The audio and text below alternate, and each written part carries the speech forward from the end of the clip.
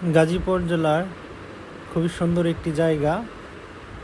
এই জায়গাটি হচ্ছে গাজীপুর জেলার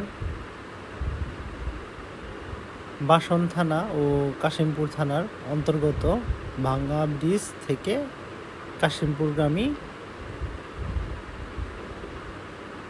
রাস্তা তুরাগ নদীর পাড়ি হয়ে যেতে হয়। আসলে শুকনো মৌসুমে এরকম পানি থাকে না, এখন বর্ষাকাল, তাই ভরা মৌসুম, পানি এসেছে, তাই নৌকো করে যেতে হয়।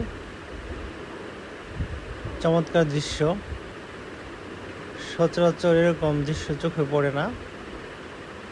আপনারা না আসলে এর সৌন্দর্য আসলে মুখে বলে বোঝানো যাবে না।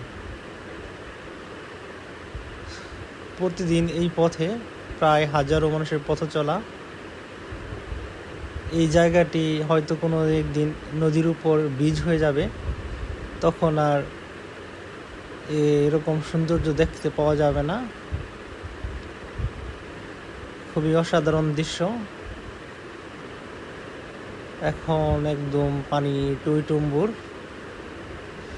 ঈদ যাত্রায় মানুষ যাচ্ছে, ব্যস্ততা। খুদা হাফেজ।